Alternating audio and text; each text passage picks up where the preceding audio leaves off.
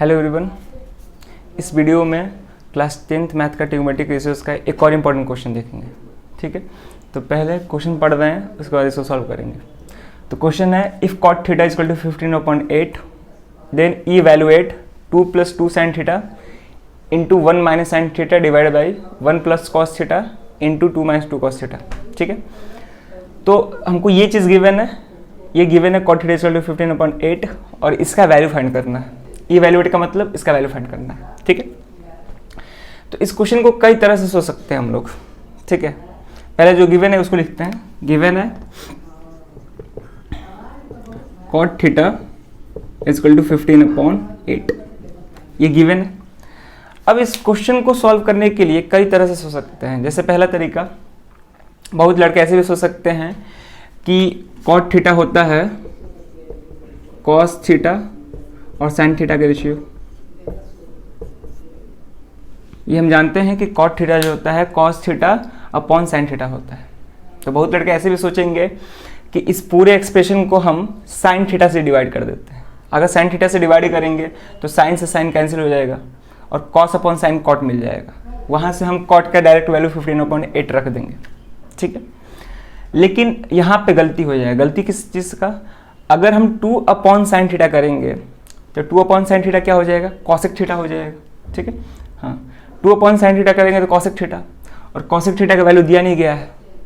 ठीक है, अगर डिवाइड करने पे पूरा एक्सप्रेशन cot थीटा के टर्म में आता तब हम कर सकते थे, लेकिन अगर हम इस पूरे एक्सप्रेशन को sin थीटा से डिवाइड करेंगे तो ये पूरा एक्सप्रेशन cot थीटा के टर्म में नहीं आ पाएगा, cosec थीटा के भी टर्म में आ सकता है। ठीक है, वैसे cosec का और cot का रिलेशन होता है, लेकिन फिर वो स्क्वायर रूट में हो जाएगा। ठीक है, वो उस तरह भी सॉल्व कर सकते हैं, लेकिन वो फिर लेंदी हो जाएगा, स्क्वायर रूट में आ जाएगा। क्योंकि हम लोग पढ़े हैं 1 + cot square theta equal to cosec square theta. यहाँ से हम cosec थीटा निकाल सकते हैं। cosec थीटा आ सकता है यहाँ से, cosec theta equal to square इधर आएगा तो square root 1 + cot square theta, square root of 1 + cot square theta. तो फिर स्क्वायर रूट आ जाएगा, और स्क्वायर रूट को सॉल्व करना थोड़ा लेंथी होता है। ठीक है, तो हम दूसरा अप्रोच लेंगे। क्या होगा? बहुत सिंपल तरीका है। ठीक है, हम इसी एक्सप्रेशन को सॉल्व करने की कोशिश करेंगे। जो एक्सप्रेशन गिवन है उसी को सॉल्व करने की कोशिश करेंगे और देखते हैं कि हम cot तक पहुंच पाते हैं कि नहीं पहुंच पाते हैं। ठीक है, तो जो एक्सप्रेशन है उसको सॉल्व करते हैं। क्या है एक्सप्रेशन मेरा? गिवन एक्सप्रेशन,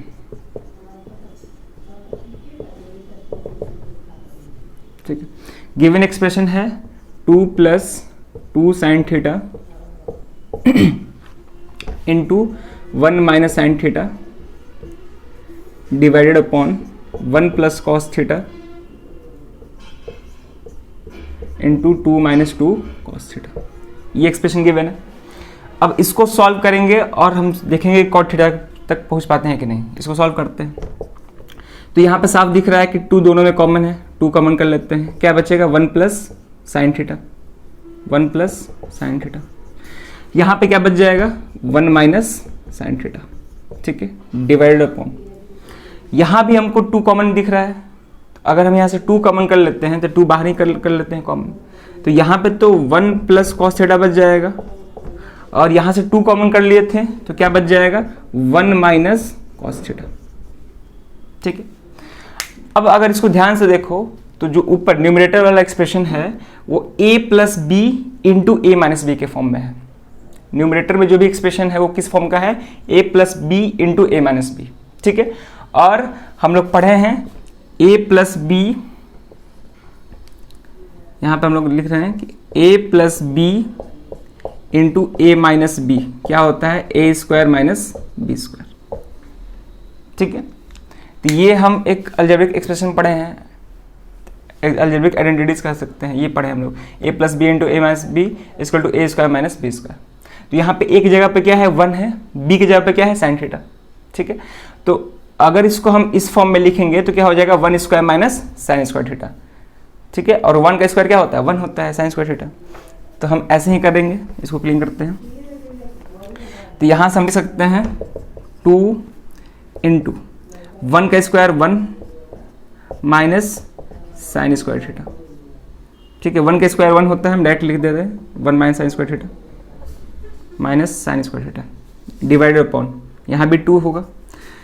ये देखो ये भी a plus b into a minus b के फॉर्म में है। ठीक है, a की जगह पे क्या है 1 है, b की जगह पे क्या है कॉस थीटा है।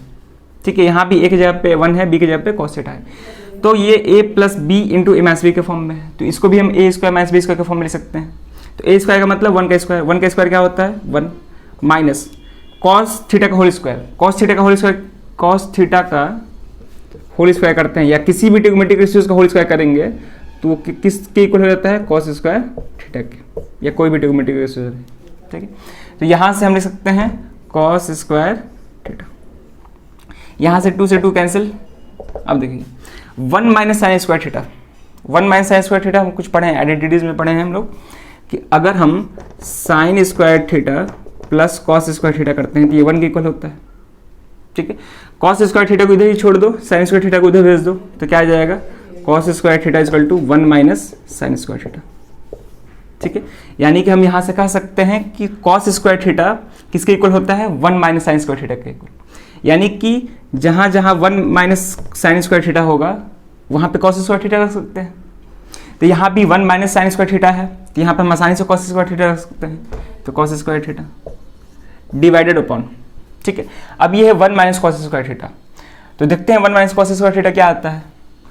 तो कॉस स्क्वायर थीटा को उधर भेजते हैं तभी 1 माइनस कॉस स्क्वायर थीटा होगा, तो भेजेंगे तो क्या बचेगा इधर साइन स्क्वायर थीटा, ये उस तरफ जाएगा तो क्या हो जाएगा 1 माइनस कॉस स्क्वायर थीटा।